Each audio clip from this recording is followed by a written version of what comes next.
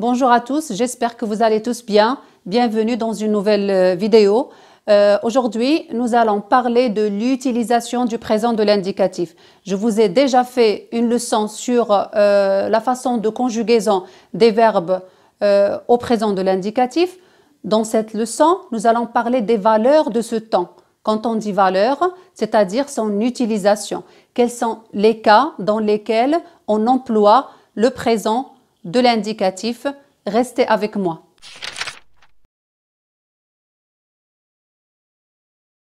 Le premier point, c'est que le présent de l'indicatif est un temps d'énonciation et d'actualité. C'est le temps le plus utilisé dans les discours et les dialogues. On dit que le présent de l'indicatif est le temps d'ici et maintenant. C'est-à-dire, il exprime tous les faits qui se déroulent au moment où l'on parle ou au moment où l'on écrit. Des exemples. Qu'est-ce que je fais maintenant? Moi, j'explique. J'explique la leçon. Toi, tu fais quoi? Tu regardes la vidéo. Donc, ce sont des choses qui se passent maintenant. Au moment où l'on fait l'action, où l'on fait le fait.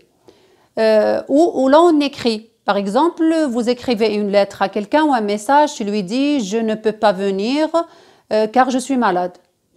Tu parles de la chose qui se passe au moment où tu parles ou au moment où tu écris. Le présent de l'indicatif, c'est le temps le plus utilisé à l'oral.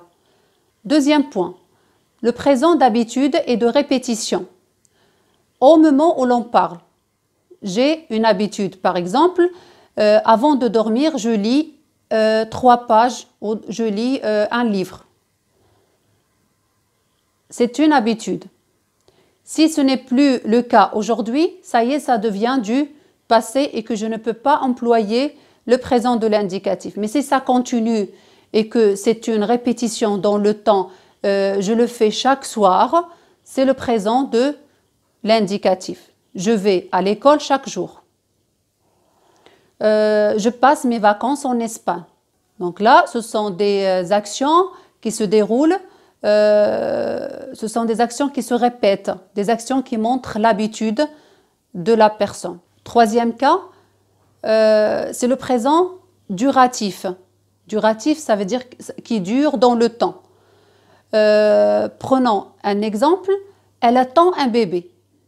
Elle attend un bébé, c'est-à-dire que ce présent-là dure un certain temps. Hier, aujourd'hui et demain, on ne sait pas quand est-ce qu'il va se terminer. Un autre exemple, j'habite le même quartier depuis 10 ans. Donc, c'est une action qui prend beaucoup de temps et on ne sait pas quand est-ce qu'elle va se terminer. Donc, pendant 10 ans, j'habite le même quartier. Je ne sais pas quand est-ce que je vais arrêter cette action. Donc, dès que ça serait terminé, ça serait du passé. Mais puisque l'action dure, donc on emploie le présent de l'indicatif. Depuis hier, elle pleure. Je sais quand est-ce que l'action a commencé, mais je ne sais pas quand est-ce qu'elle va se terminer. Donc, on emploie toujours le présent de l'indicatif. Je répète, jusqu'à maintenant, nous avons vu le présent d'énonciation et d'actualité, le présent d'habitude et de répétition, le présent duratif qui dure dans le temps. 4.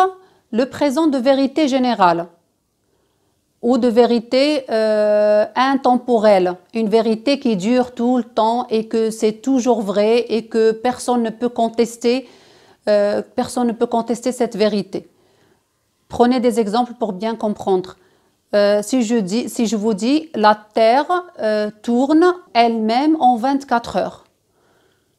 Là, j'emploie le présent de l'indicatif car c'est une vérité que personne ne peut dire le contraire de ça. Et c'est une vérité intemporelle qui dure tout le temps et c'est valable et correct tout le temps. C'est le cas par exemple si je vous dis Rabat est la capitale du Maroc, qui pourrait dire le contraire. D'accord? Donc, c'est une vérité intemporelle, valable pour tout le temps. C'est le cas aussi pour des proverbes. Nous avons quelques maximes ou adages ou proverbes qu'on emploie dans chaque temps. Par exemple, l'argent ne fait pas le bonheur. Donc c'est un proverbe. Un oiseau bavard ne fait jamais son nid. On emploie ici le présent de l'indicatif car ça reste valable pour tout le temps. Pareil pour les textes de loi par exemple. Chaque pays a sa loi. Dans les textes de loi, on emploie le présent car ils sont valables aussi pour chaque temps. Nous arrivons au présent de la description. Le présent aussi, on sert à décrire, faire des portraits. Il est beau et souriant, il a les yeux verts, etc.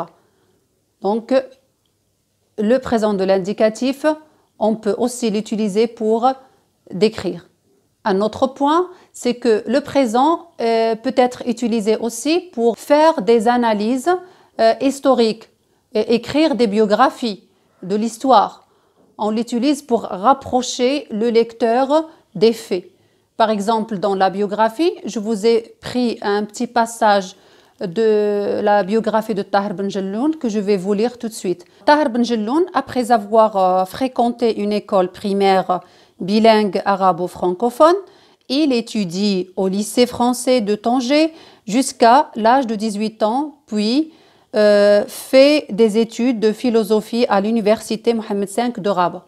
Donc nous avons ici l'emploi du présent de l'indicatif qui est justifié car nous sommes en train de rédiger une biographie. Il étudie au lycée français, c'est comme si c'est maintenant, alors que ça fait longtemps. Alors jusqu'à l'âge de 18 ans, puis il fait des études de philosophie. Donc vous voyez ici que nous pouvons employer le présent de l'indicatif quand on rédige une histoire ou des comptes rendus, des commentaires ou comme le cas ici, de la biographie. La biographie, c'est quand on parle de la vie d'une personne. Nous arrivons maintenant au présent de narration. Normalement, quand on parle des textes narratifs de la narration, on emploie des temps de passé. Passé simple, imparfait, etc. Mais je peux employer aussi le présent de l'indicatif. Pourquoi? Car le présent de l'indicatif rend vivant les actions. Prenons un exemple. Alors, je vais baisser les yeux pour voir l'exemple ici. Je vais vous le lire. Ils étaient tous là à l'attendre, rangés par l'angoisse, et tout à coup, il entre souriant, comme si de rien n'était. On a employé au début l'imparfait qui est un temps de passé et puis nous arrivons au moment où on emploie le présent de l'indicatif pour attirer l'attention du lecteur et pour mettre en valeur cette action. Tout à coup ou soudain, il entre souriant comme si de rien n'était. Je vais vous lire un autre exemple. Elle était assise sur un banc. Là, on commence par le passé, l'imparfait. Quand le prince la vit, et là, nous allons commencer le présent de l'indicatif. Elle se dirige vers elle. Il la prend dans ses bras. Donc, se dirige, prend, sont employés au présent de l'indicatif. Nous arrivons maintenant au présent de l'indicatif qui exprime un futur proche. Donc des actions qui vont se passer, donc c'est dans le futur, mais un futur qui va se passer bientôt. Alors prenons des exemples. Il se marie la semaine prochaine. Quand on dit se marie, la semaine prochaine, normalement, c'est le futur, mais c'est un futur bientôt, qui va se passer bientôt. Donc, on peut employer le présent de l'indicatif. Un autre exemple, quand tu dis par exemple un mot de plus et je te mets à la porte. Donc là, ce sont des actions qui vont s'enchaîner. Un mot de plus, tu n'as pas encore dit ce mot et je te mets à la porte. Donc, c'est un futur qui va bientôt se passer. Donc, j'ai le droit d'utiliser le présent de l'indicatif. Nous pouvons dire aussi « je reviens tout de suite ». Quand tu dis à quelqu'un « je reviens tout de suite », normalement, tu n'es pas encore, tu vas revenir. C'est un futur, mais c'est un futur très proche. Je reviens tout de suite, on a employé le présent de l'indicatif. Aussi, nous pouvons dire ils arrivent demain. Ils arrivent demain. Donc, ils arrivent demain, c'est un futur proche, un futur qui va bientôt se passer. Ne mélangez pas avec le futur proche qui se conjugue avec aller aussi. Donc, on utilise le présent de l'indicatif. Bon, ça, je vais vous faire une vidéo sur le futur proche et le passé récent avec aller et venir dans une vidéo à part.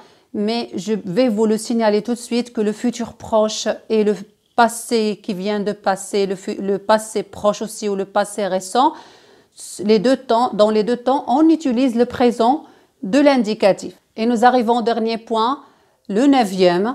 Le présent de l'indicatif exprime un fait qui vient de passer, un fait qui est passé récemment, c'est-à-dire un fait de passé récent. Un passé qui vient de passer, je peux employer le présent de l'indicatif. Un exemple, tu étais où? Je sors de chez le coiffeur. C'est-à-dire que je viens de sortir de chez le coiffeur. Donc là, ici, j'ai employé le présent de l'indicatif pour exprimer un passé, une action que je viens de faire. Je sors de chez le coiffeur. Je suis déjà sortie de chez le coiffeur, mais malgré ça, j'ai employé le présent de l'indicatif. Nous récapitulons. Le présent de l'indicatif est employé pour l'énonciation, un sujet d'actualité. Nous disons que le présent de l'indicatif est un temps d'ici et maintenant. C'est un temps d'habitude et d'action qui se répète au moment où l'on parle. Ce n'est pas encore terminé. C'est un temps pour décrire, faire des portraits physiques ou moraux. Il est souriant, il est gentil, il a les yeux verts. C'est un présent duratif donc qui exprime des actions qui durent dans le temps. C'est un temps qui exprime des vérités générales, intemporelles. C'est un temps pour faire des analyses historiques et écrire des biographies. C'est aussi un temps de narration et un temps qu'on emploie dans un futur proche ou un passé récent. On arrive à la fin de la vidéo. Prenez un stylo et tracez un schéma ou prenez les points essentiels, les 9 points que je vous ai dit, pour mémoriser donc tous les cas dans lesquels nous pouvons ou nous devons utiliser le présent de l'indicatif. Je vous laisse avec un exercice, je vous donne des phrases et vous allez me dire, vous allez me justifier l'utilisation du présent. C'est-à-dire, vous allez me dire, est-ce que c'est pour décrire, est-ce que c'est pour exprimer une habitude, pour des analyses historiques, pour des vérités intemporelles. Et voilà, vous aurez la correction. Et moi, je vous dis à très très bientôt dans une nouvelle leçon.